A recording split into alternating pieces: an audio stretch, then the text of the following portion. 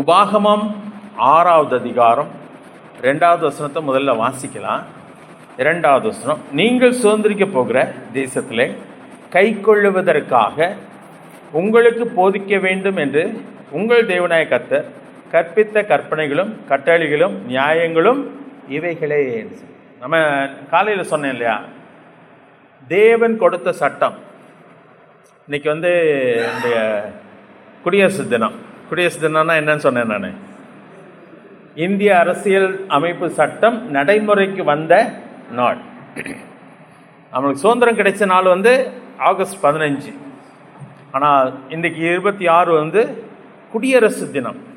குடியரசு தினம் என்று சொல்லும்போது இந்திய அரசியல் சட்டம் நடைமுறைக்கு வந்த நாள். ஏற்கனவே காலையில் சொன்னது மாதிரி நவம்பர் 26 49வது வருஷத்தில் அரசியல் அமைப்பு சட்டம் ஏற்றுக்கொள்ளப்பட்டது, சட்டமாக அங்கீகரிக்கப்பட்டது.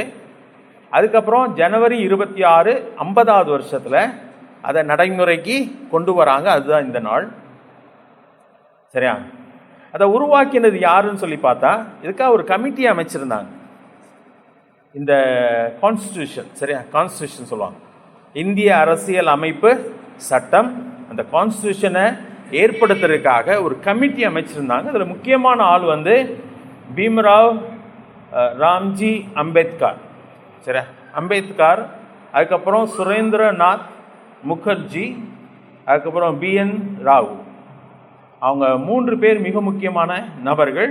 இவங்க சேர்ந்து தான் இந்த அரசியல் அமைப்பு சட்டத்தை உருவாக்கும். ரொம்ப அழகாக உண்டாக்கியிருக்காங்க. சரியா, நம்முடைய அரசியல் அமைப்பு சட்டம் ரொம்ப அழகானது. இதன்படி இந்த தேசத்தை நடத்துவோமானால் ரொம்ப அழகாக இருக்கலாம். அதாவது அவங்களுக்கு மெயினானது என்னன்னா, எல்லாரும் சமமானவர்கள் என்பது அதனுடைய மையமான ஒரு காரியம். எல்லா உரிமைகளும் எல்லாருக்கும் சமமாய் கொடுக்கப்பட வேண்டும் என்பது அதனுடைய முக்கியமான ஒரு காரியம். செக்குலரிசம் சொல்கிறாங்க.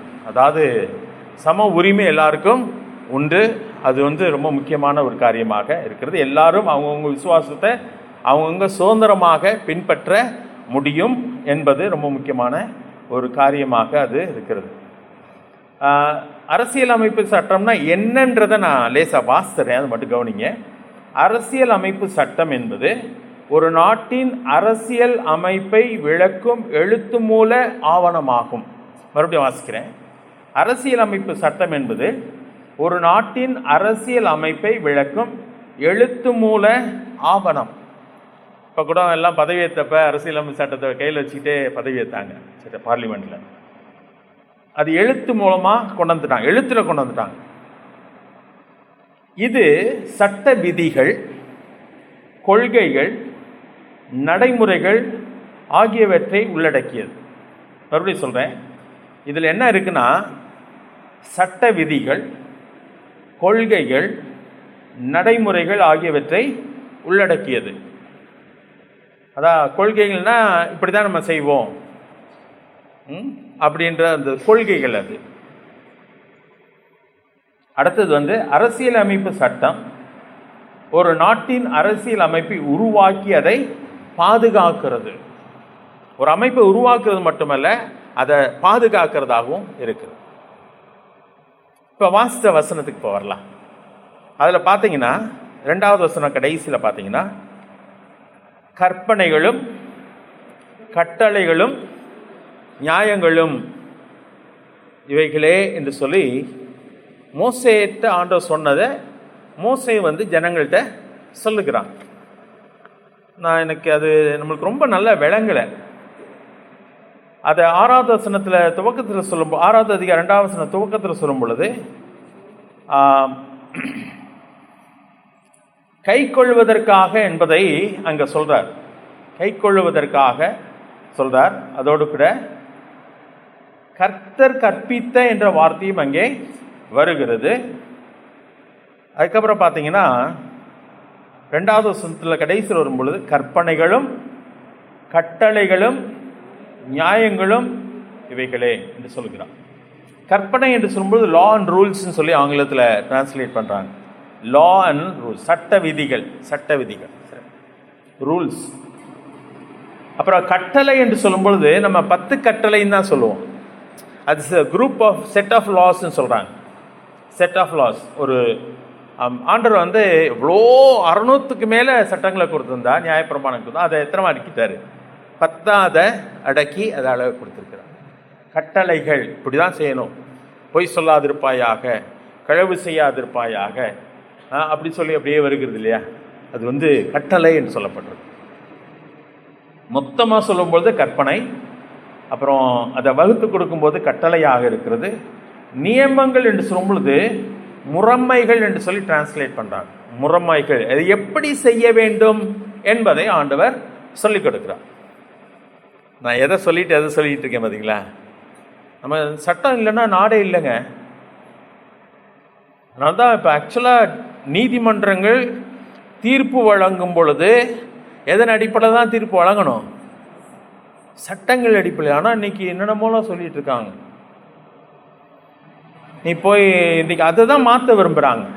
அரசியல் அமைப்பு சட்டத்தை தூக்கி போட்டுட்டு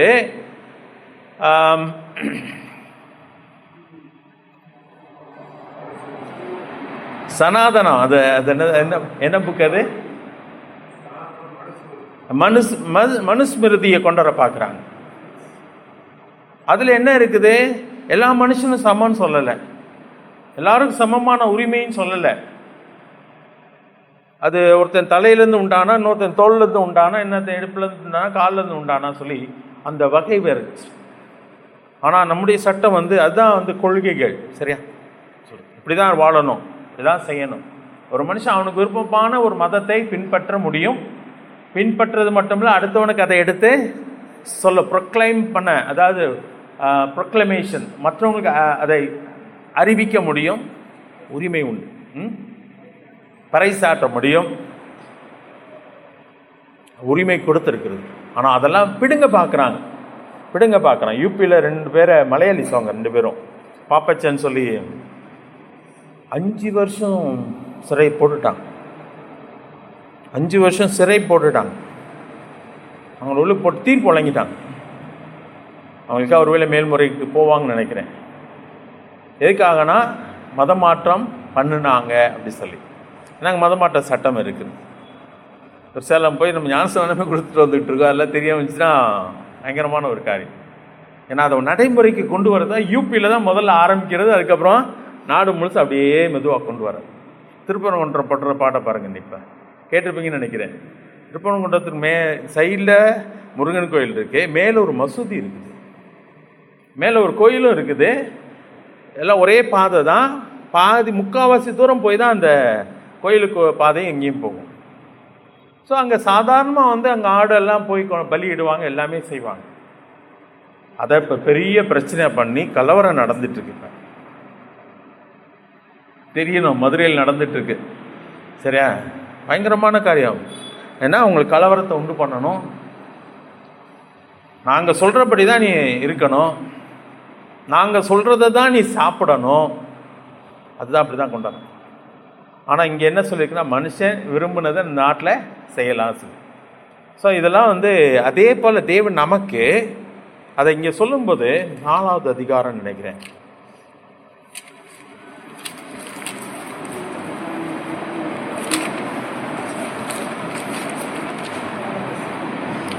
இல்லை இந்த வசனத்தில் 2வது வசன துவக்கத்தில் நீங்கள் சுதந்திரிக்க போகிற தேசத்தில் கை கொள்ளுவதற்காக என்று சொல்றார். கை கொள்ளுவதற்காக. அப்ப ஜனங்கள் கை கொள்வதற்காக கர்த்தர் கொடுத்த கட்டளையாக இருக்கு. கர்த்தர் கற்பித்த கற்பனைகளும் கட்டளைகளும் நியமங்களும். அப்ப ஆண்டவர் எதுக்காக கட்டளை கொடுத்திருக்கிறாரு அப்படின்னா, நமக்கு ஒரு வாழ்க்கையை கொடுத்தாரு. கிறிஸ்தவம், அதாவது கிறிஸ்துவை பின்பற்றுகிற ஒரு வாழ்க்கை கிடையாது. ரட்சிப்பின் வாழ்க்கைக்குள்ள நம்ம வந்துட்டோம். ஆனா என்ன செய்யறது, எப்படி செய்யறது? அப்ப தெளிவா ஆண்டவர் நியமங்களை நமக்கு கொடுக்கும். இஸ்ரேல் ஜனங்களை தெரிந்து கொண்டா, அதுக்கப்புறம் 8th அவங்களை விடுதலையாக்கி வெளியே கொண்டு வர்றாரு. அவங்களுக்கு எதை கொடுக்குறாரு? நீ இப்படிதான்ப்பா செய்யணும், இதெல்லாம் செய்யணும் அப்படி சொல்லுங்க. ரொம்ப முக்கியமான ஒரு காரியம். சட்ட விதிகள் என்று சொல்லும்போது கொள்கைகள், நடைமுறைகளாக இருக்கிறது. அதுக்கு உதாரணம் வேணும்னு சொன்னால், பாவம் செய்கிற ஆத்மா சாகும் என்பது சட்டம். புரிஞ்சுக்கிறதுக்காக நான் சொல்றேன். பாவம் செய்கிற ஆத்மா சாகும் என்பது சட்டம். கட்டளை என்னன்னா, நீ ரத்தம் சிந்து, ஒரு ஆடை கொண்டு போய் பலியிடு, அப்ப உனக்கு மீட்பு உண்டுன்னு சொல்கிறது. அதை எப்படி செய்யணும்னு சொல்லி லேவியராமத்தில் நிறைய காரியங்கள் சொல்லப்படும். ஸோ 3 காரியத்தை பார்க்குறோம். பாவத்தின் சம்பளம் பாவம் செய்கிற ஆத்மா சாகும், அது சட்டம். ஆனால் கட்டளை சொல்ற, நீ போய் பலியிடு, மன்னிக்க போடணும்னா அப்படி சொல்கிறார். அதை எப்படி செய்கிறது அப்படி சொன்னால், அதை எப்படி செய்யணும்னு சொல்லி வழிமுறைகளை ஆண்டவர் அழகாக கற்றுக் கொடுக்கிறவராக இருக்கிறார். இன்றைக்கு நமக்காக ஆண்டவர் ஏற்கனவே பலியை, இப்போ வழிமுறை இதுதான். அதுதான் அப்போஸ்தலர் நடவடிக்கைகள் 4:12 வரும்பொழுது, வானத்தின் கீழே அவருடைய நாமமே அல்லாமல் வேறொரு நாமம் கட்டளையிடப்படவில்லை. அப்போ ஒரு மனுஷன் பிழைக்கணும்னா அவரை நோக்கி பார்க்க வேண்டும். அவருடைய நாமம் மட்டும்தான் ரட்சிப்புக்கான வழி. தேவன் அதை அவருடைய ஒழுங்கின்படி செஞ்சுட்டார். இப்பயும் பார்த்தீங்கன்னா பாவம் செய்கிற ஆத்மா சாகும், அதே சட்டம் தான். சரியா? வழிமுறைகளை பார்க்கும் பொழுது, அதாவது கட்டளை பார்க்கும் பொழுது ரத்தம் சிந்தப்பட வேண்டும். ஆனால் எபிரேயரில் வாசிக்கும் போது என்ன சொல்கிறார்? மிருகங்களின் ரத்தம் போதாது, அவர் அதை ஏற்றுக்கொள்ள முடியாது என்று சொன்னப்ப, அப்போ என்ன பண்ணுறது? ஆண்டவரே ஒரு தெய்வ ஆட்டுக்குட்டியை ஆயத்தம் பண்ணி நமக்காக பலியிடுகிறார். இன்றைக்கு நான் பலியிட வேண்டிய அவசியம் கிடையாது. அந்த பலியிடப்பட்ட தெய்வ ஆட்டுக்குட்டியானவரை நான் நோக்கி பார்த்து மன்னிப்பு கேட்டு பெற்றுக்கொள்ளும் பொழுது எனக்கு ரட்சிப்பு இலவசமாக வழங்கப்படுகிறதாக இருக்கிறது. உபாகம் 4வது அதிகாரம் 1 வசனத்தை பாருங்களேன்.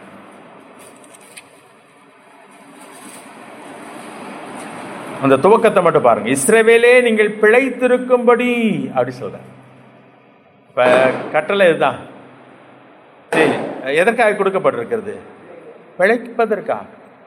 நம்ம இவ்வளோ சுதந்திரமா வாழ்றோம்னா இதுதான் காரணம்.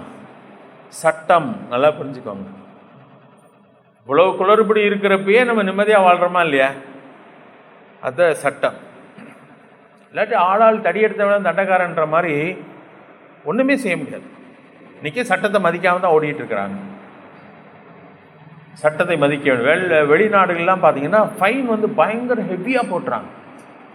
இங்கே தப்பான ஒரு காரியத்தை, அது ஓவர் ஸ்பீடு, கார் இவ்வளோ ஸ்பீடு தான் ஓட்டணும், அதுக்கு மேலே போனீங்கன்னா சாதாரணமான ஃபைன் இல்லை, ஹெவி ஃபைனாக போடுவாங்க, உங்களால் கட்ட முடியாத அளவுக்கு. அப்போ என்ன பண்ணுறாங்க? பயந்து. இன்னைக்கு நம்ம ஊரில் என்ன, நான் போலீஸ்காரர் மகன் தான் அப்படின்னு சொன்னால் என்ன பண்ணிடுவார்? விட்டுருவார். நான் இன்ஸ்பெக்டர் பையன்தான் சொன்னேன்னா விட்டுருவார். நான் யார் தெரியுமா அப்படின்னு கேட்டாலே போலீஸ்கார் பயந்து. உடனே கேமரா வேறு இப்போ எடுத்துக்கிறாங்க, பயப்படுறாங்க. நம்ம அந்த சட்டத்தை இம்ப்ளிமெண்ட் பண்ணுறதுல கொஞ்சம் பலவீனம் இருக்கு. யாருக்குனாலும் ஒரே சட்டம் தான்டா அப்படின்னு சொன்னால் ஜனங்கள் எல்லாரும் சட்டத்தை கை கொண்டு நடப்பாங்களா? நடக்க மாட்டாங்களா? நடப்பாங்க. நியாயம் இருக்குமானால். நியாயம் இல்லாதனால் ஒருத்தனை காசு கொடுத்து பொழைச்சிக்கலாம், அல்லது யாரையாவது சொல்லி இது பண்ணலாம், இல்லை அது மிரட்டலாம். அப்படின்னா தான் இன்றைக்கி எல்லா குளறுபடியும். ஆனால் இன்றைக்கி நம்ம நைட்டு 9 மணிக்கு கூட நிம்மதியாக போயிட்டு வரோம்னா யார் தான், என்ன தான் காரணம்? நம்மளுக்காக காவலாளிகள் அங்கங்கே நின்றுட்டுருக்காங்க. அவங்கள பார்த்து நம்ம பயப்பட போகிறதில்ல. அவங்க நின்னால் தைரியமாக நம்ம போகலாம். ஸோ அதெல்லாமே சட்டத்தின் அடிப்படையில் நடந்துகிட்டே இருக்குது. இங்கே ஆண்டு சொல்கிறார், நமக்கு ஆவிக்குரிய சட்டங்கள். நான் ஆண்டுடைய பிள்ளையாக இருந்து பிழைக்க வேண்டுமானால் ஆண்டு சொல்கிறார், நீ பிழைக்கும்படிக்கு இதெல்லாம் என்ன பண்ணு? கை கொள்ளு. 1ஆம் வசனம் கடைசியில் பார்த்தீங்கன்னா, கட்டளைகளையும் நியாயங்களையும் கேளுங்கள் அப்படி சொல்கிறார். முதல்ல நீ கேளு அப்படி சொல்கிறாரு. அதுக்கப்புறம் அதை கைக்கொள் என்று சொல்லுகிறார். கை கொள்ளும்படி என்று சொல்கிறார். சரியா? எல்லாம் வரிசை அழகாக அது சொல்லப்பட்டிருக்கிறது. 6வது வசனத்தை வாசிக்கலாம். 6வது வசனத்தில் 4வது அதிகாரம் உபாகமம் 4:6 ஆகையால் அவைகளை கை கொண்டு நடவுங்கள், ஜனங்களின் கண்களுக்கு முன்பாக இதுவே உங்களுக்கு ஞானமும் விவேகமுமாய் இருக்கும். அவர்கள் இந்த கட்டளைகளை எல்லாம் கேட்டு இந்த பெரிய ஜாதியை ஞானம் விவேகமுள்ள ஜனங்கள் என்பார்கள். முதல் காரியம் பாருங்களேன், சட்டத்தை கொடுப்பதனாலே என்ன ஆசீர்வாதம் சொல்லியிருக்கு?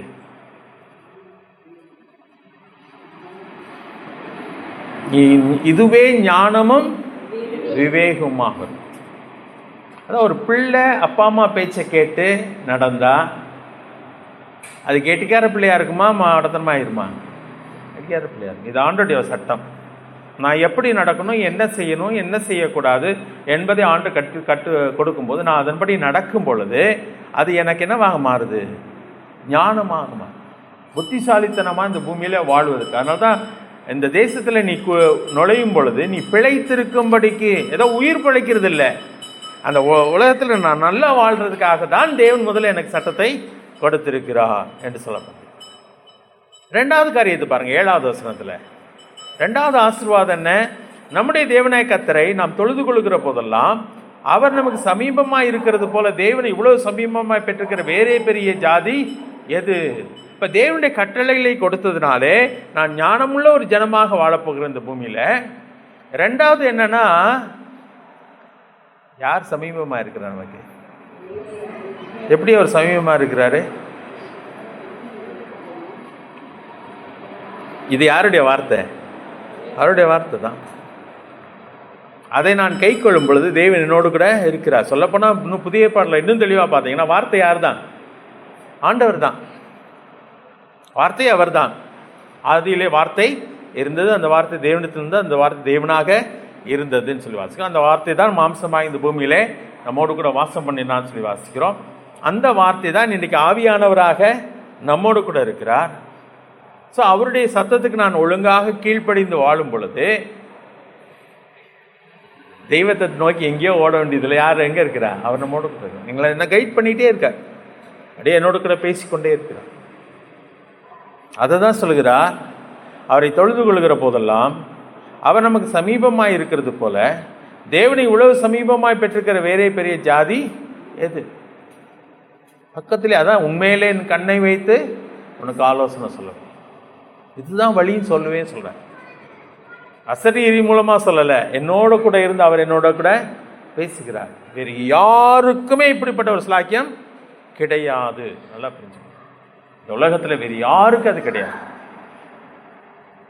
தேவன் இன்றைக்கு நமக்கு அதை கொடுத்துருக்கிறார். ஸோ தேவனுடைய வசனம் தாங்க. இன்றைக்கி அவருடைய சத்தம் கேட்க வேண்டுமானால், அவர் என்னை வழிநடத்த வேண்டுமானால் எதை தான் படிக்கணும்? இதை அனுதினமும் படிக்கணும். அதான் 1ஆம் சங்கீதம் சொல்லும் பொழுது, கர்த்தருடைய வேதத்தில் பிரியமாக இருந்து இரவும் பகலும் அதை தியானிக்கிற மனுஷன் பாக்கியவான், அவன் நீர்க்கால்களின் ஓரமாய் நடப்பட்டு தன் காலத்தில் தன் கனியை தந்து இலை உதிராதிருக்கிற மரத்தை போல் இருப்பான், அவன் செய்வதெல்லாம் ஐக்கும். அவனுடைய வசனம் தாங்க. அதில் நான் பிரியமாக இருக்கணும், அதை இரவும் பகலும் நான் தியானிக்க வேண்டும். அப்பொழுது என் வாழ்க்கை எப்படி இருக்கு? கனி கொடுக்கிற மரமாக நான் இருக்க. சில நேரத்தில் பிசாசு சொல்லுவான், இதை போய் படித்து இதை போய் கீழ்படிஞ்சா அப்படி என்ன நடந்தது, நீ உழைச்சா தானே சாப்பிட முடியும் அப்படி சொல்லி கொடுப்பாங்க. நம்ம உழைக்க தான் செய்யணும். ஒரு மிருகம் கூட பறவை கூட காலையிலேருந்து சாயங்காலம் வரைக்கும் அப்படியே ரவுண்ட் அடிச்சுட்டு இருக்கு, இறைக்காதான். கூண்டுக்குள்ளேயே இருக்கிறதா அது ஆண்டர் கொண்டு வாயில் வந்து ஊட்டியா விடுவார்? எல்லாம் கிடையாது, உழைச்சி தான் ஆகணும். ஆனால் உழைக்கும்போது என் உழைப்பை அவர் என்ன பண்ணுகிறார்? ஆசீர்வதிக்கிறார். 128ஆம் சங்கீதத்தில் சொல்லும்போது, உன் கையின் பிரயாசத்தை நீ சாப்பிடுவார். அப்போ நான் உழைப்பது ஒரு காரியம், அந்த உழைப்பை ஆசீர்வதித்து எனக்கு வருமானத்தை கொடுக்கிறா, அது ஒரு காரியம். அந்த வருமானம் எனக்கு ஆசீர்வாதமாக இருப்பது மற்றொரு ஆசீர்வாதம். இல்லாட்டி பொத்தலான பையில் நீ போடுறத சம்பாதிக்கிறேன் சொன்னேன், எவ்வளோதான் சம்பாதிச்சா அது பிடிங்கிட்டு போயிட்டே இருக்கும், அது ஒன்று பிரயோஜனமாக இருக்காது, ஆசீர்வாதமாக இருக்காதுன்னு சொல்கிறார். அவர் நான் உழைப்பது எனக்கு ஆசீர்வாதமாக இருக்கணும்னா நான் அவருக்கு கீழ்ப்படிய வேண்டும். இப்போ தேவன் நம்மோடு கூட இருக்கிறான்னா இந்த வேதமே நம்மோடு கூட இருக்கிறதாங்க. அது சரியா? இதை தலைமாட்டில் வச்சு படுத்துட்டா என்ன காற்று கருப்பெல்லாம் பக்கத்தில் அண்டாது அப்படி இல்லை, அப்படி கிடையாது. இந்த புஸ்தகம் சாதாரணமான புஸ்தகம், ஆனால் அதில் எழுதியிருக்கிற வார்த்தைகள் தேவனுடைய வார்த்தை. அதை நான் கை கொள்ளும் பொழுது யார் என்னோட இருக்கிறார்? தேவன் நம்மோடு கூட இருக்கிறார். ஆலயத்துக்கு வர்றது எதுக்காக வருகிறோம்? அவரை தொழுது கொள்ள வருகிறோம். அதே நேரத்தில் அவருடைய வசனத்திலே பலப்படுவதற்காக வருகிறோம். இந்த ஐக்கியத்தை தேவன் நமக்கு ஏற்படுத்துகிறார். 3வது காரியம் பாருங்க, 8வது வசனத்தில், இந்நாளை நான் உங்களுக்கு விதிக்கிற இந்த நியாயப்பிரமாணம் முழுவதுக்கும் ஒத்த இவ்வளவு நீதியுள்ள கட்டளைகளையும் நியாயங்களையும் பெற்றிருக்கிற வேறே பெரிய ஜாதி எது? ஆண்டவர் சவாலா சொல்றாரு. இந்த மாதிரி ஒரு தேவனுடைய கட்டளைகள் எங்கேயா போய் பாரு. இஸ்லாமியர்கள் அவங்க தான் பெஸ்ட்டு, இதெல்லாம் ஒஸ்ட்டு அப்படின்னு சொல்லி ஏதாவது பேசுவாங்க. அல்ல கிடையாது. இது என்ன அற்புதமானது தெரியுமா? அதனால்தான் அத்தனை மொழியில வேதாக மொழிபெயர்க்கப்பட்டு கொண்டே இருக்கிறது. ஒதுக்கி வச்சுட்டாங்க. எதுல தெரியுமா? இந்த புக் காம்படிஷன்ஸ் இருக்கு சரியா, அதுல அதிகமாக மொழிபெயர்க்கப்பட்ட புஸ்தகம் எதுன்னு கேட்டால் இதுதான். அதிகமாக அச்சடிக்கப்படுகிற புஸ்தகம் எதுனா இதுதான். அதிகமாக விற்பனையான ஆகிற புஸ்தகம் எதுனா இதுதான். அதிகமாக வாசிக்கிறப்பட புஸ்தகம் எதுனா இதுதான். அதனால இல்லை, இது ஓரத்தில் வச்சிருக்கேன், ஏன்னா இதை சேர்த்துட்டோன்னா அப்புறம் இதுதான் எப்பயுமே ஃபர்ஸ்ட், அதனால சேர்க்க மாட்டாங்க. இந்த புக்குன்னு சொன்னாலே எதுதான்? இந்த புக்குன்னு சொன்னாலே பைபிளை தான் குறிக்கும். அத்தனை பயங்கரமான ஒரு புத்தகம். வேற எந்த மதத்தினுடைய காவியங்களும் அப்படி கிடையாது. நிறைய புராணங்கள் தாங்க. புராணம்னா என்ன? கட்டு என்பதுதான் பொருள். அது தேவனுடைய வார்த்தை கிடையாது, நமது தேவனுடைய வார்த்தை. பவுல் அதை பற்றி சொல்லும்போது, நாங்கள் பிரசங்கித்த சுவிசேஷத்தை தவிர்த்து மேலே வானத்திலிருந்து ஒரு தூதனே சொன்னாலும் அதை ஏற்றுக்கிடான்னு சொல்றார். குரான் எப்படி வந்துச்சுன்னு நினைக்கிறீங்க? ஒரு தூதன் சொன்னது தாங்க. தூதன் சொல்ல தான் அவர் எழுதினார் நபி. இதான் உண்மை. நம்ம சொல்ல முடியாது, வெளியில் ஓங்கி சொன்னோம்னா கோபம் ஆயிடுவாங்க. நம்முடைய வசனம் எப்படி நம்ம கையில் கிடைச்சிச்சு? பரிசுத்த ஆவியான தேவனே நேரடியாக பரிசுத்த மனுஷரிடத்திலே ஏவி பேசின வார்த்தைகள். 1500 ஆண்டுகளுக்கு இடைப்பட்ட காலத்தில் 40 பேரை கொண்ட தேவன் அதை நம்ம கொடுக்கிறார். சும்மா மேலோட்டமா வாசித்தாலே அற்புதமான புஸ்தகம். இதெல்லாம் மனுஷனால உட்கார்ந்து எழுத முடியாதுங்க. ஒரு வசனத்துக்குள்ள அவ்வளோ காரியங்களை ஆண்டவர் அடக்கி வச்சிருக்க. அவ்வளோ அற்புதமான புஸ்தகம். அதனால தான் இங்கே சவாலா சொல்றாரு, இந்நாளே நான் உங்களுக்கு விதித்திருக்கிற இந்த நியாயப்பிரமாணம் முழுமைக்கும் ஒத்த இவ்வளவு நீதியுள்ள கட்டளைகளையும் நியாயங்களையும் பெற்றிருக்கிற வேறே பெரிய ஜாதி எது இல்லை? அதான் பதில். நம்ம கையில் வைத்திருக்கிற அந்த புஸ்தகம் அது சட்டங்களா? ஆமாம் சட்டங்கள் தான். அது கட்டளைகளா? ஆம் கட்டளைகள் தான். அது நியமங்களா? ஆம் நியமங்கள் தான். ஆண்டு சொல்றாரு, அதை நீ கவனமா படித்து அதை அறிந்து கொள் முதல்ல. அதுக்கப்புறம் முதல்ல அது கொடுக்கப்பட்டது. சரி, கொடுக்கப்பட்டது எப்படி கொடுக்கப்பட்டது? மோசைக்கு ஆண்டவர் கொடுக்கிறார். எவ்வளோ கஷ்டம் தெரியுமா? 40 நாள் சாப்பிடாம தண்ணி குடிக்காம ஒரு மனுஷன் உட்கார்ந்து கவனிச்சுட்டு கீழே என்ன பண்ண சொல்கிறான்? எல்லாத்தையும் சொல்லுகிறான். அப்புறம் ஆண்டு சொல்ல எல்லாத்தையும் எழுதி வைன்னு சொல்லிட்டாரு. அவன் எழுதி வைக்கிறான். அதுக்கப்புறம் 10 கற்பனைகளை அவரே என்ன சொல்கிறாரு? வா மேலே வான்னு சொல்லிட்டு அவருடைய விரல்கள் அதை எழுதிட்டுன்னு வாசிக்கிறோம். அதுதான் உடைச்சி போட்டுட்டான் கோபத்தில்.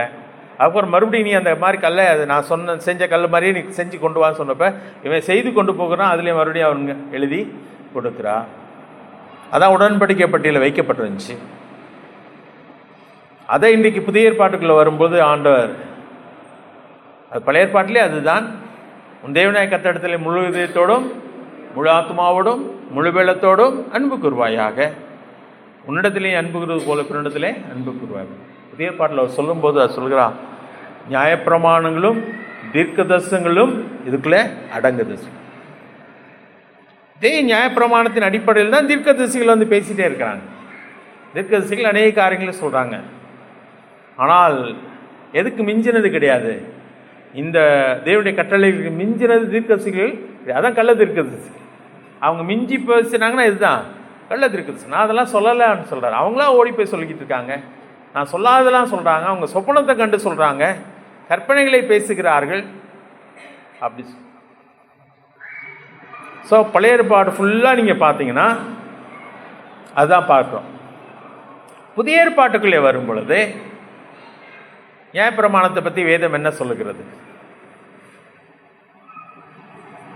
புதிய பாட்டுக்குள்ள அப்படியே வரும் பொழுது பழைய பாட்டிலெல்லாம் அந்த நியாயப்பிரமாணத்தை பார்க்கணும் இல்லையா?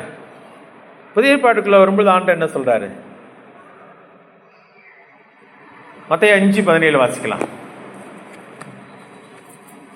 இதை நம்ம தெளிவாக புரிஞ்சுக்கணும், சரியா? மத்தேயு 5:17 ஆண்டவர் என்ன சொல்றாரு பாருங்க. நியாயப்பிரமாணத்தை ஆனாலும் தீர்க்க தரிசனங்களை ஆனாலும் அழிக்கிறதுக்கு வந்தேன் என்று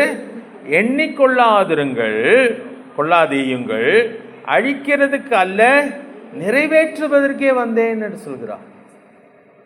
அப்ப ஆண்டவரை நிறைவேற்றுறதுக்கு தான் வந்தேன். ஐயோ, நான் பழைய ஏற்பாட்டில் செஞ்சதெல்லாம் விட்டுருங்கப்பா, மறந்துருங்கப்பா, நான் புதுசாக உனக்கு ஒன்று கொடுக்க போறேன். இல்லை. நியாயப்பிரமாணம் என்ன சொல்லிச்சு? அது டிமாண்ட் பண்ணது மரணம். ஏன்னா நியாயப்பிரமாணம் ஒருவனையும் ரட்சிக்காது, நீதிமான் ஆக்காது. ஆனால் நியாயப்பிரமாணம் எதற்காக தேவன் கொடுத்தார்? மனிதன் எவ்வளவு விழுந்து போனான் என்பதை காட்டுவதற்காக தான் கொடுத்தார். ஒரு மனுஷன் கூட நியாயப்பிரமாணத்தை கை கொள்ள முடியவும் முடியாது என்பது தேவனுக்கும் தெரியும். ஸோ அதை நிறைவேற்றுவதற்காக யார் வந்தது? இயேசு கிறிஸ்து பாவமில்லாதவராக வந்து அதை நிறைவேற்றுகிறார். சரியா? அவர் பாவமில்லாதவராய் வந்தார் என்பது மட்டும் இல்லை, நியாயப்பிரமாணம் எதை டிமாண்ட் பண்ணுச்சு? சாவை டிமாண்ட் பண்ணுச்சு. அதான் கிரயம். சரியா? விலை கொடுக்கணும். என்ன விலை கொடுக்கணும்? பாவம் செய்த ஆத்மாவுக்கு சாவு வரணும். அப்போ அவர் சொல்கிறார், நான் அந்த பாவத்தை என் மீது எடுத்துக்கொண்டு நியாயப்பிரமாணம் கேட்கிறதை நான் கொடுக்கிறேன் சொல்லி அவர் மரணத்தை கிரயமாக கொடுத்தார், ஜீவனை கிரயமாக கொடுத்தார், ரத்தத்தை சிந்தினார்.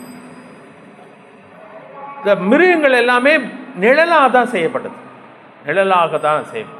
ஆனால் உண்மையான பலியை தேவன் கொடுக்கிறார் தம்முடைய குமாரன் மூலமாக.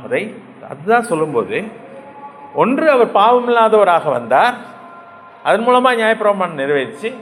இன்னொன்று, அவர் நியாயப்பிரமாணம் கேட்டதை அவர் கிரயமாக கொடுத்தார். அதுதான் கொரிந்தியரில் வாசிக்கும் போது, கிரயத்துக்கு கொல்லப்பட்டீர்களே அப்படி சொல்றார். கிரயத்துக்கு கொல்லப்பட்டீர்களே.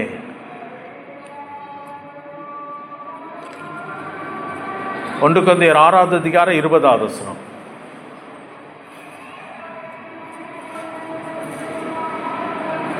கிரயத்துக்கு கொல்லப்பட்டீர்களே, ஆகையால் தேவனுடையவர்களாகிய உங்கள் தேவனுக்கு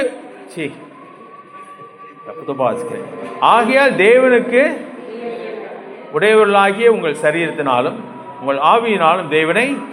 இந்த சரீரம் யாருக்கு சொந்தம்? தேவனுக்கு சொந்தம். எல்லாமே என் அவயங்கள் எல்லாம் அவருக்கு சொந்தம். ஏன்னா அவர் விலை கொடுத்து வாங்கிட்டாரு. ஆனால் அதை என் கையில் இப்போ கொடுத்துருக்கிறாரு. நான் அதை கொண்டு என்ன பண்ண, அவரை மகிமைப்படுத்த வேண்டும் என்பது ரொம்ப முக்கியமான ஒரு காரியம். அப்போ ஆண்டவர் நியாயப்பிரமாணத்தை அழிக்க வரல, அதை நிறைவேற்றுவதற்காக. நம்ம நிறைவேற்ற முடியல, யார் நிறைவேற்றிட்டா? அவர் நிறைவேற்றி முடிச்சிட்டார். சரி, இப்போ ஆண்டவர் நமக்கு அநேக காரியங்களை கற்றுக் கொடுக்கிறார். நியாயப்பிரமாணம் என்ன சொல்லிச்சு? இதை செய்யாத, அதை செய்ய அப்படி சொல்லிட்டே இருந்துச்சு. அதை யாராலும் செய்ய முடியல. ஆண்டவர் அதை நிறைவேற்றி முடிச்சிட்டாரு. இப்போ ஆண்டவர் அநேக காரியங்களை கற்றுக் கொடுக்கிறார். எபிரேயர் 1:2 வாசிக்கலாம். தெரிஞ்ச காரியங்கள் தான், மற்றவங்களுக்கு எடுத்து சொல்ல நமக்கு தெரியணும். சரியா? எபிரேயர் எழுதும்போது சொல்றார், முதல் 2 வசனங்கள் வாசிக்கலாம். பூர்வ காலங்களில் பங்கு பங்காகவும் வகை வகையாகவும் தீர்க்கதரிசிகள் மூலமாய் பிதாக்களுக்கு திருவுளம் பற்றின தேவன் இந்த கடைசி நாளில் குமாரன் மூலமாய் நமக்கு திருவுளம் பற்றினார். எந்த குமாரன்? அதான் கீழே இவரை சர்வத்துக்கும் சுதந்திரவாளியாக நியமித்தார், இவரை கொண்டு உலகங்களை உண்டாக்கினார். அப்ப எந்த குமாரன்? நம்ம ஊர்ல ஒரு குமாரன் இருக்கார்ல, குமரன். யாரு? திருக்குமரன் நகர்லாம் இருக்குது, பாளையம்பட்டியில் இருக்குது, அருப்புக்கோட்டை போகிறோம் இல்லை. ஆனால் குமாரன் மொட்டையாக சொல்லியிருந்தா எங்களை தாங்க சொல்லிவிடுவாங்க சொல்லி ஆண்டு தெளிவாக அந்த இடத்துல எழுதி வச்சுருக்கார். எந்த குமாரன்? அவர் சர்வத்துக்கும் சுதந்திரவாளியானவர், சர்வத்தையும் உண்டாக்கினவர் அந்த குமார் இயேசு கிறிஸ்துவை தான் அது குறிக்கிறது. அப்ப இன்றைக்கு குமாரன் மூலமாய் நமக்கு என்ன பண்ணியிருக்கிறேன் கற்று. அன்றைக்கு நியாயப்பிரமாணம் மோசையின் மூலமாய் கொடுக்கப்பட்டதே அல்ல. நாம் அதே நான் இப்பொழுதெல்லாம் உட்காந்து கை கொள்ளணுமா? இன்னைக்கு சமுத்திர சர்ச் ஒன்று இருக்கு, சனிக்கிழமை தான் கூடணும்னு சொல்லி வம்பு பண்ணுறாங்க. அப்படி பண்ணாதான் நம்ம பரலோகத்துக்கு போக முடியும்னு சொல்லிட்டு இருக்கிறாங்க. இல்லைங்க, அவங்க விருத்த சேதனம் பண்ணுறாங்களான்னு தெரியல. சரி, அப்பா கடைப்பிடிச்சா எல்லா கற்பனையும் கடைப்பிடிக்கணுமே, ஏதாவது ஒன்றை பிடிச்சி மட்டும் தொங்கக்கூடாதே. ஆனால் தேவன் நமக்கு அதை சொல்லலை. ஆனால் இப்போ ஆண்டவர் நமக்கு சொல்லப்போனால் இது ஹையர் ஸ்டாண்டர்ட். சரியா? முன்னாடி அப்படி சொன்னாங்க, நான் இப்படி சொல்கிறேன் அப்படின்னு சொன்னால் பார்த்தா அது அதை விட கடினமான காரியத்தை சொல்லுகிறது. தேவன் அந்த ஸ்டாண்டர்டை நம்மகிட்ட எதிர்பார்க்கிறார். திருவுளம் பற்றினார். மத்திய 28வது அதிகாரத்தில் நான் சொன்ன யாவற்றையும் அவர்களும் கை கொள்ளும்படிக்கு அவளுக்கு உபதேசம் பண்ணுங்கள். நான் சொன்னேன்னு கூட சொல்ல. 20 பாருங்க, 28:20 நான் உங்களுக்கு கட்டளையிட்ட யாவையும் அவர்கள் கை கொள்ளும்படி அவளுக்கு உபதேசம் பண்ணுங்கள். அப்போ ஆண்டவர் யாருக்கு கொடுத்திருக்கா? அப்போஸ்தலர்களுக்கு கொடுத்தார். அப்போஸ்தலர்கள் நமக்கு கொடுத்திருக்கிறார்கள். நாம் எதை பின்பற்றோம்? அப்போ புதிய ஏற்பாட்டை நாம் பின்பற்றும் போது எதை தான் நிறைவேற்றோம்? பழைய ஏற்பாட்டு தான் நிறைவேற்றுகிறோம். அது இல்லாமல் போகவில்லை. ஆனால் நான் அதை கடைபிடித்து பரலோகம் போகிறதில்லை.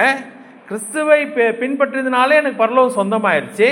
நான் அவருடைய கட்டளைகளை கை கொள்கிறேன். அதனால் நான் எதை நிறைவேற்றுகிறவனாக இருக்கேன்? பழைய ஏற்பாட்டையும் நான் நிறைவேற்றுகிறவனாக இருக்கேன். அப்ப இங்க சொல்கிறார், நான் கட்டளையிட்ட யாவையும் அவர்கள் கை கொள்ளும்படி அவர்களுக்கு உபதேசம் பண்ணுங்கள். அதனால தான் புதிய ஏற்பாட்டை நம்ம படிக்கும்போது பழைய ஏற்பாட்டில் எடுத்து போய் இது என்ன பேஸில் இருந்து வந்திருக்குன்றதை நம்ம அழகாக படிக்கிறோம். சரியா? ரெண்டையும் பார்த்து படிக்கிறவர்களாக இருக்கும். 1 கொரிந்தியர் 3வது அதிகாரம் 11வது வசனம் குறிச்சு வேணா வச்சுக்கோங்க, அப்புறமா போய் மெதுவாக படிங்க. 1 கொரிந்தியர் 3வது அதிகாரம்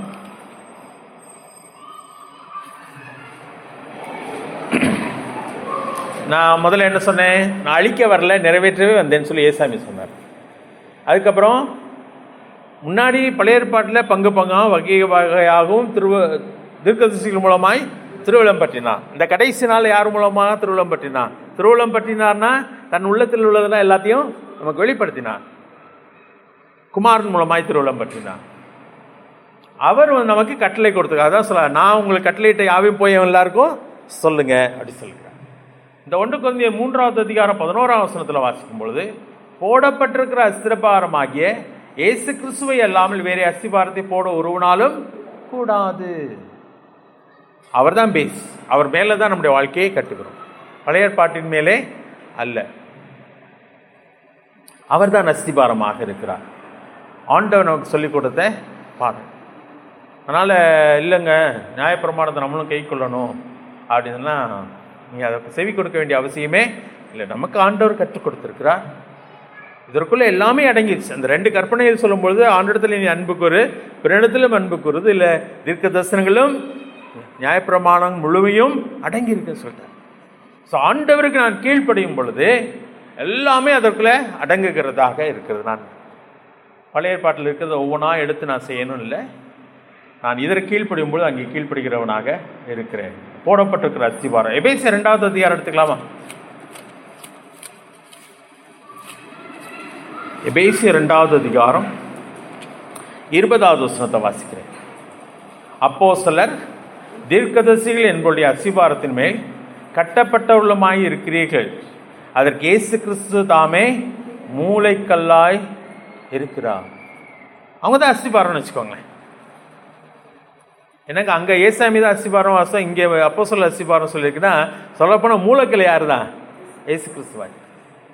அவர்களை கொண்டு தான் இல்லாது. அதனால தான் அந்த 12 பேரை அப்போஸ்தலர்களாக தேவன் அவர்களை தெரிந்து கொள்கிறார். நீங்கள் எதை கட்டுறீங்களோ அது கட்டப்பட்டிருக்கும், எதை அவிழ்க்கிறீங்களோ அது அவிழ்க்கப்பட்டு தான் அந்த முழு உரிமையை இவங்க கையில் கொடுக்கும்.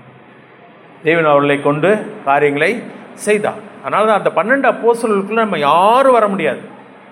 அது விசேஷ பட்டம். தேவன் அவர்களை விசேஷமாய் தெரிந்து கொள்கிறார். சீஷர்லாம் நம்ம எல்லாருமே சீஷர்லாம் இருக்கிறோம்.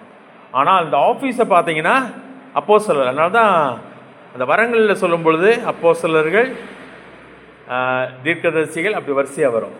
இன்னைக்கு சிலர் வந்து தங்களை அப்போஸ்தலன் போட்டுக்கிறாங்க.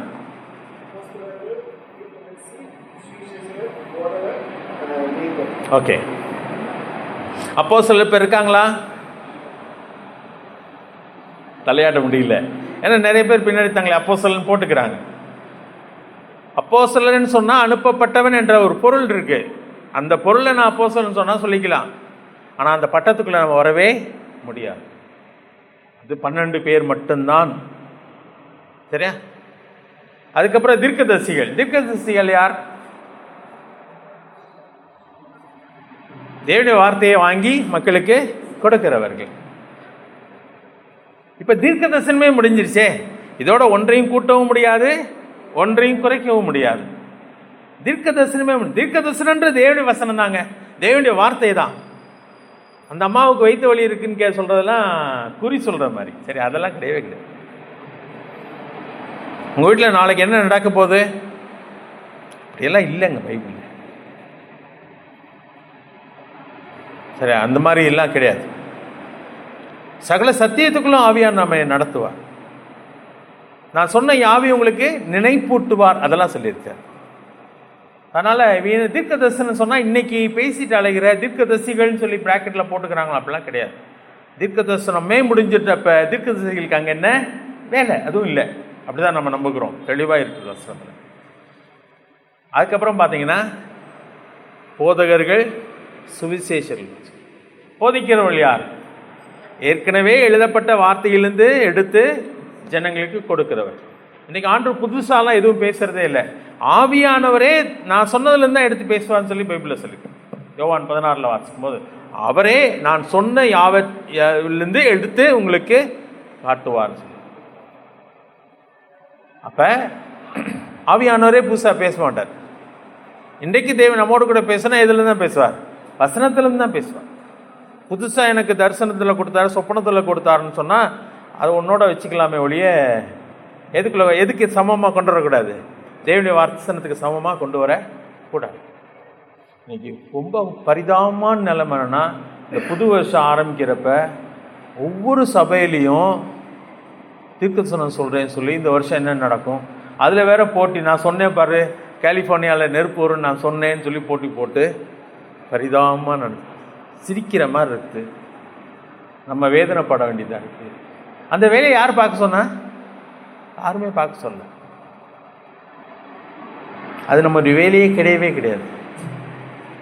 ஏற்கனவே ஆண்டு சொல்லிட்டார், இந்த கடைசி நாளில் என்ன இருக்கும்? பூகம்பங்கள் இருக்கும், யுத்தங்கள் இருக்கும், ராஜ்யத்துக்கு ரோமா ராஜ்யம் எழுமோ எல்லாமே நடக்கும். ஆனாலும் இதெல்லாம் முடிவுக்கு ஆரம்பம்னு சொல்லிட்டார். முடிவு இன்னும் வரல, இன்னும் இருக்கு. அழிவு வருமா? அது இன்னைக்கு வரல, நேற்று வரல, வந்துட்டே தான் இருக்கு. கடைசி காலம் எப்போ ஆரம்பம் ஆயிடுச்சு? சிலுவைக்கு அப்புறமே கடைசி காலங்கள் தான். எந்நேரத்துலையும் ஆண்டவர் வருவார். இப்போ வீணா அதில் போய் கவனம் செலுத்திட்டு இருக்கிறாங்க. ரொம்ப கஷ்டமா இருக்கு. அதை எடுத்துட்டு ட்ரோல் பண்ணிட்டு இருக்கான் ஒரு குரூப்பு. இவர் இப்படி சொன்னார், இப்படி நடக்கவே இல்லை அப்படி சொல்லி. அது நம்முடைய வேலை. வசனத்தை எடுத்து பிரசங்கிக்கிற வேலை தான். அதை உங்களுக்கு சொல்லணும்னா பேதுரு எடுத்துக்கோங்களேன். தெளிவாக நேரடியாக அதில் ஒரு வசனம் இருக்குது. 2 பேதுரு 2வது அதிகாரம் 1 வசனத்தில் இந்த டென்ஸை நீங்கள் கவனிக்கணும். சரியா? 2 பேதுரு 2வது அதிகாரம் 1 வசனம். கள்ள தீர்க்கதரிசிகளும் ஜனங்களுக்குள்ளே இருந்தார்கள், அப்படியே உங்களுக்குள்ளும் கள்ள போதல் இருப்பார்கள். இப்போ ப்ரெசன்ட் என்னதான்? போதகருக்கு காலம், போதிக்கிறது தான். நான் சொன்ன யாவற்றையும் போதிங்க, போய் சொல்லுங்க, எல்லாருக்கும் போய் சொல்லணும். சுவிசேஷத்தை பிரசங்கிக்க வேண்டும், அதே நேரத்தில் சத்தியத்தையும் என்ன பண்ணும்? பிரசங்கிக்க வேண்டும். இது தீர்க்கதரிசிகள் காலம் கிடையாது. அது பீரியட் முடிஞ்சிருச்சு. ஆண்டவர் பேச வேண்டியதெல்லாம் என்ன பண்ணிட்டாரு? பேசி முடிச்சிட்டார். அப்ப இப்போ கள்ள தீர்க்கதரிசிகள் இல்லை, கள்ள போதகர்கள் தான் இருப்பாங்க. ஆனால் இன்னைக்கு தாங்கள் தீர்க்கதரிசின்னு சொல்லிட்டு அழைக்கிறவங்களும் இருக்கிறார். ஆனால் தீர்க்கதரிசிகளே இல்லாதப்ப எங்க கள்ள தீர்க்கதரிசி? இவங்க எல்லாமே ஏமாத்திட்டு அழைக்கிறாங்கன்னு அர்த்தம். அப்ப இன்றைக்கு போதகர்களாக இருக்கிறோம். சுவிசேஷகர்கள் தேவனுடைய வசனத்தை எடுத்துக்கொண்டு அவிசுவாசிகள் இடத்துல போகிறவர்கள் தான் யாரு? சுவிசேஷர்களாக இருக்கிறார். ஸோ இதெல்லாம் நம்ம பார்க்கும்போது அஸ்திபாரம் எதையா என்று சொன்னால், அதான் எபேசியர் 2:20 வாசம், அப்போஸ்தலர் தீர்க்கதரிசிகள் என்பவருடைய அஸ்திபாரத்தின் மேல் கட்டப்பட்டவர்களுமாய் இருக்கிறீர்கள், அதற்கு கிறிஸ்து தாமே மூளைக்கல்லாக இருக்கிறார். அப்போஸ்தலர் தீர்க்கதரிசிகள் என்ன ஆரம்ப காலத்தில் தீர்க்கதரிசிகள் இருந்தாங்க. சரியா? ஏன் இருந்தாங்க? முதல் நூற்றாண்டில் தீர்க்கதரிசிகள் இருந்தாங்க. ஏன் இருந்தாங்க? எழுதப்பட்ட வசனம் கிடையாது. இப்படி வசனத்தை வாசி பிரசங்கிக்கக்கூடிய நிலைமையில தேவன் வெளிப்படுத்துவார். அதனால தான் ஒரு தீர்க்கதரிசி மூலமா ஆண்டு பேசும்போது இன்னொரு தீர்க்கதரிசி எழும்புவானால் இவர் என்ன பண்ணும்? அமைதியில் உட்காருன்னு சொல்றாரு. 2 பேரும் சேர்ந்து கத்திக்கிட்டு இருக்கக்கூடாது, ஒவ்வொருத்தரா பேசணும்னு சொல்லுகிறார். ஸோ அப்படிதான் தேவனுடைய வாசனை இருந்துச்சு. அதோட ஒருத்தன் பேசும்பொழுது மற்றவர்கள் நிதானிக்க கடவர்கள் என்று சொல்லுகிறார். வெம்பாட்டு இருந்துச்சு ஒருத்தன் கதை விட்டு இருந்தானா சொல்லிடுவாங்க, நீ பேசுகிற தேவனுடைய வசனம் இல்லை, நீ உட்காருன்னு சொல்லிடுவாங்க. மற்றவர்கள் நிதானிக்க வேண்டும். அதே போல் இன்றைக்கு போதகர்கள் பேசும்போது என்ன பண்ணும்? நிதானிக்க. ஒரு வசனத்திலிருந்து பேசுகிறாரா, அவர் கதை விட்டுக்கிட்டு இருக்காரா? நிதானிக்க வேண்டியது நம்முடைய கடமை. அதான் யோவானில் சொல்லும் பொழுது எல்லா தீர்க்கதரிசிகளையும் எல்லா ஆவிகளையும் என்ன பண்ணாதீங்க, நம்பாதீங்க அப்படி சொல்கிறார். பைபிள் எடுத்தவெல்லாம் ஆண்டுடைய ஊழியக்காரன் நம்ம நம்பணும்னா அது நம்முடைய தப்பு. பிசாசு கூட இதுலேருந்து தான் பேசுவான், வேதத்திலேருந்து தான் பேசுவான். நம்ம நம்ப வேண்டிய அவசியம் இல்லை. சரியா? அப்ப நமக்கு வசனம் என்ன பண்ணப்பட்டு கொடுக்கப்பட்டிருக்கிறது, அதை நம்ம என்ன பண்ணணும்? அறிந்து கொள்ள வேண்டும், கற்றுக்கொள்ள வேண்டும், கை கொள்ள வேண்டும். அடுத்தது போதிக்க வேண்டும். ரொம்ப முக்கியமான ஒரு. நான் காலையில் ஒரு குறிப்பு சொன்னேன் இல்லையா, இந்த நாட்டினுடைய பரிதாபம் என்னன்னா, யாருக்குமே கான்ஸ்டியூஷன் தெரியாது. கான்ஸ்டியூஷன் என்னன்னே தெரியாது சிலருக்குலாம். அரசியல் அமைப்பு, அதனால தான் குடியரசு தினம் என்னன்னு கேட்டால் மக்களுக்கு சொல்ல தெரியல. அரசியல் அமைப்பு சட்டம் நடைமுறைக்கு வந்த நாள் அது. அந்த சட்டம் இயற்றப்பட்ட ஒரு நாடுனா என்ன பண்ணும்? சட்டம் வேணும். ஆங்கிலேயர்கள் அதுக்கப்புறம் தான் முழுமையாக கொடுத்துட்டு போனாங்க ஆக்சுவலாக. ஏன்னா அவங்களுக்கு என்னென்னா, இவங்ககிட்ட நாடை கொடுத்தா இவங்களுக்கு நடத்தவே தெரியும். என்ன சட்டமே கிடையாது, எப்படி நடத்த முடியும்? இன்றைக்கி பார்த்தீங்கன்னா ஆங்கிலேயர் சட்டம் இன்றைக்கும் சில சட்டங்கள்லாம் இருக்குது. கவர்னர் இதெல்லாம் வந்து ஆங்கிலேயருடையது தான். இன்னும் அதை அப்படியே வச்சுட்டு இருக்கிறாங்க, கௌரவத்துக்காக வச்சுட்டு இருக்காங்க. அப்போ சட்டம் ரொம்ப அவசியம். சட்டம் இல்லைன்னா நடக்க முடியாது. அதே போல் ஆவிக்குரிய நிலைமையில் தேவனுடைய பிள்ளைகளாக நாம் அழைக்கப்பட்ட பொழுது தேவன் நமக்கு கொடுத்துருக்கிறது அவருடைய சட்டம். அதை நான் முதல்ல அறிய வேண்டும். அதாவது கொடுக்கப்பட்டிருக்கிறது, அது தேவன் நம்ம செய்தார். எவ்வளோ முயற்சி எடுத்து கொடுத்துருக்கிறார் தெரியுமா தேவன். நான் சொன்னேன், மோசே 40 நாள் மேலே இருந்து கற்றுக்கொண்டு வரான். அது அவ்வளோ லேசான காரியம் கிடையாது. அதுக்கப்புறம் அதை எல்லாத்தையும் ஜனங்களுக்கு சொல்லுகிறான். ஜனங்கள் அதை கேட்டு அதை கை கொள்ள வேண்டும். அதுக்கப்புறம் என்ன செய்ய சொன்னார்? உன் பிள்ளைகளுக்கு அதை சொல்லிக் கொடுன்னு சொன்னார். அதில் தான் ஃபெயில் ஆகுறாங்க. நானும் நீங்களும் எதை பண்ணோம்? இந்த கொடுக்கப்பட்டிருக்கிற தேவனுடைய வசனத்தை நான் கற்றுக்கொள்ள வேண்டும், நான் கை கொள்ள வேண்டும். அடுத்தது என்ன பண்ணணும்? அடுத்த சந்ததிக்கு அதை கொடுக்க வேண்டும். கொடுக்கலன்னா முடிஞ்சு வாழ்க்கை அப்படியே முடிஞ்சு. ஒரே 2 வசனத்தை வாசித்து முடிச்சிடலாம். எஸ்ரா 7வது அதிகாரம் எடுத்துக்கலாம். எஸ்ராவின் புஸ்தகம் 7வது அதிகாரம். எஸ்ராவை பற்றி ரொம்ப அழகான காரியம் வாசிக்கலாம். கர்த்தருடைய வேதத்தை 7வது அதிகாரம் 10வது வசனம். எஸ்ரா 7:10. கர்த்தருடைய வேதத்தை ஆராயவும் அதன்படி செய்யவும் இஸ்ரவேலிலே கட்டளைகளையும் நீதி நியாயங்களையும் உபதேசிக்கவும் எஸ்ரா தன் இருதயத்தை பக்குவப்படுத்தி இருந்தான். பழக்கி இருந்தாங்க. பக்குவப்படுத்தி இருந்தான்னா பழக்கி இருந்தான். காலத்தை பார்த்தால் போதலாக இருக்க வேண்டிய நீங்கள் எப்படி இருக்கீங்க? பாலை கொடுக்குறவங்களா, குழந்தையா இருக்கிறீங்கன்னு சொல்றாரு. எஸ்ராவை பற்றி சொல்லும் பொழுது வேதத்தை ஆராய்ந்து பார்த்தான். கொடுக்கப்பட்ட வேதத்தை என்ன பண்ணான்?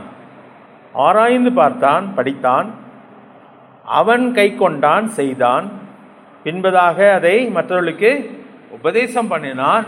பக்குவப்படுத்தியிருந்தான். அதனால தான் நான் உங்கள்கிட்ட அடிக்கடி சொல்லுவேன், நான் சொன்னதே திருப்பி திருப்பி சொன்னாலும் எதுக்காக சொல்கிறேன்னு சொன்னால், அதை மற்றவங்களுக்கு சொல்லித்தர அளவுக்கு நீங்கள் பக்குவப்படணும். எனக்கு தெரியும் ஆனால் சொல்ல தெரிலங்க அப்படின்னா அது இன்னும் சரியான லெவலுக்கு நீங்கள் வரல. எனக்கு தெரிவது மட்டுமல்ல, நான் கை கொள்வது மட்டுமல்ல, யாராவது கேள்வி கேட்டாங்கன்னு என்ன பண்ணணும், க்ளீனாக சொல்லணும். இதாயா பைபிள் சொல்கிறது அப்படி சொல்லணும். அந்த அளவுக்கு நானும் நீங்களும் வர வேண்டும். 11ஆம் வசனத்தில் 4வது வரியில் பாருங்களேன், படித்து தேறின வேதபாரனாகிய எஸ்ரான்னு சொல்லி ஒரு குறிப்பு வருகிறது. 12ஆம் வசனம் 3ஆம் வரியில் பாருங்களேன், தேவனுடைய நியாயப்பிரமாணத்தை போதிக்கிற உத்தம வேதபாரனாகிய எஸ்ரா அப்படி சொல்லி. இப்போ எத்தனை வார்த்தைகள் பாருங்க.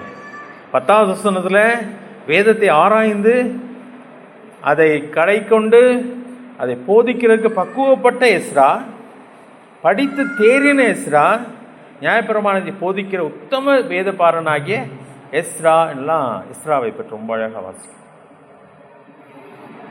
மத்தேயு 13வது அதிகாரம் 52ஆம் வசனத்தில்,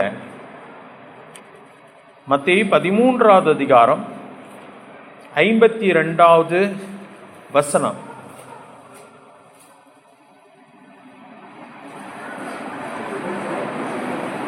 மத்தேயு 13:52. அப்பொழுது அவர் அவர்களை நோக்கி, இப்படி இருக்கிறபடியால் பரலோக ராஜ்யத்துக்கு அடுத்தவைகளில் உபதேசிக்கப்பட்டு தேறின வேதபாரகன் எவனும் தன் பொக்கிஷங்களிலிருந்து புதியவைகளையும் பழையவைகளையும் எடுத்து கொடுக்கிற வீட்டு எஜமானனாகிய மனுஷனுக்கு ஒப்பாயிருக்கிறான். அந்த வார்த்தைகள் எல்லாம் கவனிங்களேன்.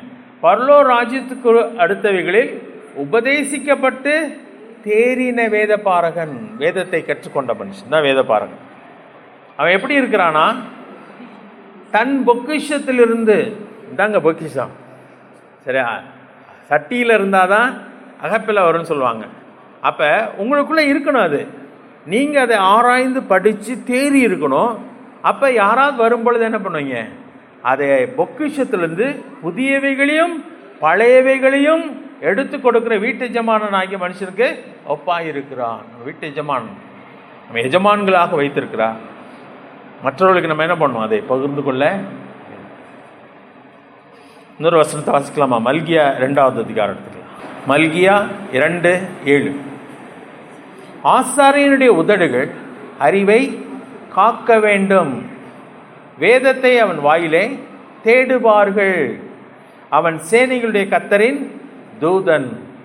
3 காரியம் ரொம்ப ஆசாரியனுடைய, நம்ம யாரு ஆசாரியர்கள் மறந்துடாதீங்க சரியா. ஆசாரியனுடைய, அதாவது தேவனுக்கு நம்ம மனிதனுக்கு இடையில நின்று வேலை பார்க்கிற மனிதர்கள் நாம். அப்படிப்பட்ட ஆசாரியனுடைய உதடுகளில் அறிவை தேவனுடைய வார்த்தையை தேடுவாங்க மக்கள். சொல்லுங்களேன் அப்படி கேட்பாங்க. கேட்கும் பொழுது வேதத்தை அவன் வாயிலே தேடுவார்கள். முதல்ல காக்க வேண்டும். நம்ம கற்றுக்கொள்ளணும். காக்க வேண்டாம் என்னமோ ஒளிச்சு வச்சு பத்திரப்படுத்துறது இல்லை. ஆனால் நான் அதை கற்றுக்கொண்டு கடைபிடிக்கிறவனாக எஸ்ராவை போல நம்ம இருக்க வேண்டும். நம்மகிட்ட தேடுவாங்க, வேதத்தை நம் வாயிலே தேடுவார்கள்.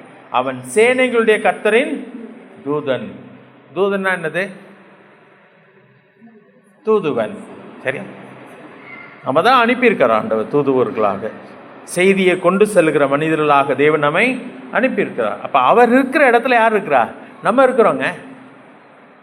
நம்ம பேசுறது அவருடைய வார்த்தை. அவருடைய ஸ்தானாபதிகளாக நின்று அவருடைய வேலையை செஞ்சிட்ருக்கோம். வேதத்தை தெரியலன்னா என்ன பிரயோஜனம்? இன்னைக்கு நிறைய அரசியல்வாதிகளுக்கு அரசியல் அமைப்பு சட்டமே தெரியாதுங்க. ஆனால்தான் மாட்டு மூத்திரத்தை குடி இது எதுவும் சொல்லிட்டு அவனுக்கு எதுவும் தெரியாது. மக்கு பசங்க தான் உட்கார்ந்துருக்குறாங்க, எல்லாமே ஒன்றும் தெரியாது மக்கு பசங்க. நமக்கு சொல்லித்தரணும். 1ஆம் கிளாஸ்லேருந்து ஆரம்பிக்கணும் அரசியல் அமைப்பு சட்டத்தை. பிள்ளைகள் படித்து வரும் பொழுது இந்திய தேசத்தினுடைய சட்டங்கள் அவர்களுக்கு தெரியணும். அடிப்படை காரியங்களாவது தெரியணும். இப்போ அரசியல்வாதிக்கு எது பரீட்சை வைக்கணும், எதில் பரீட்சை வைக்கணும்? அதில் பாஸ் பண்ணாதான்டா நீ அரசியல் தேர்தலையே நிற்க முடியும்னு சொல்லணும். ஏன்னா அதுதாங்க பேஸு. அதே தெரிலன்னா இவனுக்கு அரசியல் உட்காந்துட்டு இருக்கிறான். அதனால் திருட்டு பையெல்லாம் நிறைஞ்சிட்டாங்க அரசியலில். சரியா? இப்போ நம்ம ஆவிக்குரிய நிலைமை யோசிச்சு பாருங்கள். நம்ம ஆண்டுடைய பிள்ளைன்னு சொல்லிக்கிறோம், வேதம் தெரியும், அதுவும் சரி இருந்தால் பேப்டிஸ்ட்டுக்கு ஒரு பெருமை வேறு, நாங்கள் தான் சத்தியத்தை அறிஞ்சவர்கள் சொல்லி.